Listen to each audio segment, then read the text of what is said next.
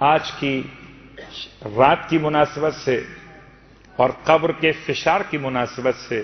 کچھ باتیں آپ کی خدمت میں اس نماز سے متعلق اس نماز سے پہلے عرض کرنا چاہوں گا۔ روایت کے اعتبار سے فشار قبر دو طرح سے ہوتا ہے، یا طول کے اعتبار سے یا عرض کے اعتبار سے، یا تو لمبائی میں ہے یا چوڑائی میں ہے۔ فشار مگر فشار ہے، اگر لمبائی میں ہو تو ایسا ہے کہ جیسے انسان کے سر کا جو مغز ہے، جو بھیجا ہے، وہ پیر کے ناخن سے نکل جائے، اور اگر یہ عرض میں ہو تو اس طرح سے کہ دائیں طرف کی پسلیاں بائیں طرف اور بائیں طرف کی پسلیاں دائیں طرف، فشار۔ مگر فشار ہوتا کس کے لیے ہے؟ سب سے پہلے شدت سے روایات نے اس بات کو بیان کیا، وہ ایسے شخص کے لیے فشار کی روایت زیادہ ملی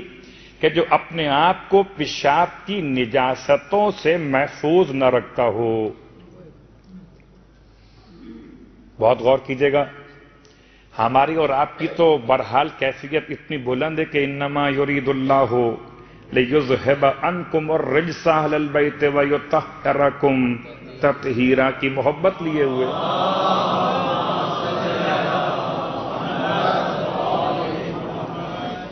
اگر کوئی انسان اپنے آپ کو ان تمام تر نجاستوں میں خاص نجاست جو روایت کے الفاظ استعمال ہوئے وہ پیشاب کے لفظ کا عنوان استعمال کیا گیا، اس کی نجاست سے جو اپنے آپ کو نہ بچائے وہ فشار قبر سے نہیں بچ سکتا۔ تو طہارت کیجئے، لباس کو پاک رکھیے، بدن کی پاکیزگی کا خیال کیجئے،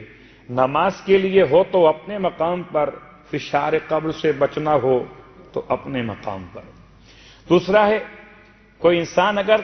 یہاں کی بات وہاں بیان کرے، وہاں کی بات یہاں بیان کرے، چغل خور اسے اردو میں کہا جاتا ہے، نمام جسے عربی میں کہتے ہیں، اس پر بھی فشار قبر کی روایت موجود ہے کہ یہاں کی بات وہاں بیان کرنے والا، وہاں کی بات یہاں بیان کرنے والا فشار قبر سے محفوظ نہیں رہ سکتا۔ اپنے گھر والوں سے بد اخلاقی کرنے والا، خاص طور سے اپنے شریک حیات کا مذاق اڑانے والا، اس کے نام کو بگاڑ کر آواز دینے والا، بد اخلاقی سے پیش آنے والا فشار قبر سے محفوظ نہیں رہ سکتا، چاہے جتنی نمازیں پڑھ لے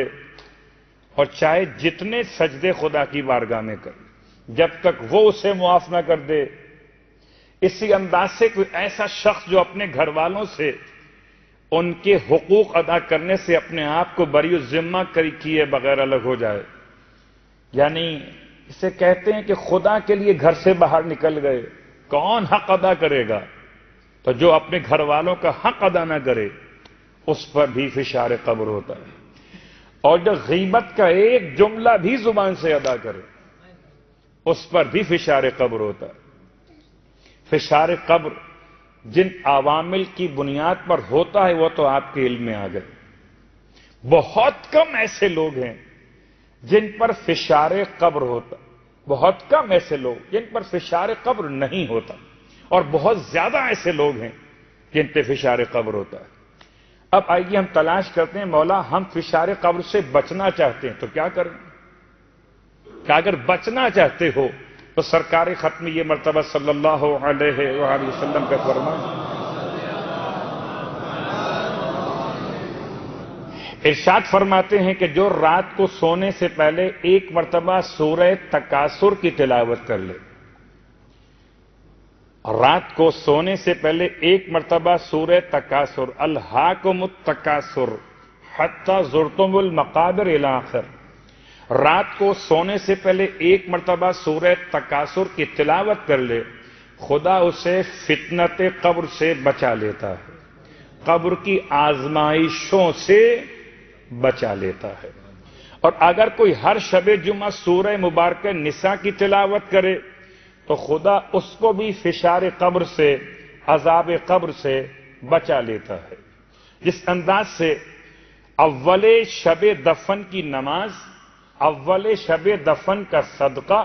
انسان کو فشار سے بچاتا ہے، اسی انداز سے دو لکڑیاں جو رکھی جاتی ہیں جریدتین کے نام سے، اول سب سے پہلے حضرت آدم علیہ السلام کی وصیت تھی کہ جب مجھے دفن کرنا تو میرے کفن میں دو لکڑیاں تر و تازہ رکھ دینا۔ یہ سنت انبیاء ہے، یہ سنت انبیاء ہے۔ حضرت آدم علیہ السلام اول نبی قرار پائے کہ جو آپ نے وصیت فرمائی، معصوم کا فرمان ہے جب تک یہ لکڑیاں تر و تازہ رہتی ہیں تب تک انسان پر فشار قبر واقع نہیں ہوتا۔ اور ایک بات آپ کل سن چکے کہ اگر کسی کے کفن پر دعائے جوشن کبیر لکھی ہوئی ہو تو خدا اس بات سے شرم محسوس کرتا ہے کہ پھر اس صاحب کفن پر اپنے عذاب کو نازل کرے۔ تو آج کی رات کی نماز شب جمعہ کے اعتبار سے کہ جو شخص چاہتا ہے کہ اس پر فشار قبر نہ ہو، وہ ہر شب جمعہ 2 رکعت نماز شب جمعہ کی نیت سے قربتاً الی اللہ ادا کرے، اور ہر 2 رکعت میں الحمد کے بعد 15 مرتبہ سورہ زلزال یا سورہ زلزلہ یا سورہ اذا زلزلت الارض زلزالہا واخرجت الارض اثقالہا الی آخر۔ 15 مرتبہ یہ سورہ مکمل تلاوت کرنا ہے، رکعت اول میں بھی رکعت دوم میں بھی۔ اس نماز کی برکت سے خداوند عالم انسان پر فشار قبر کو دور کر دیتا ہے اور آخرت کے ہولناک عذاب سے اسے محفوظ فرما دیتا ہے۔ تو جو چاہتا ہو اس نماز کی برکت کو، آج پہلی شب جمعہ ہے ماہ مبارکہ رمضان کی، اور اس سے ہمارے اردو زبان میں بعض لوگ نوچندی شب جمعہ کے نام سے بھی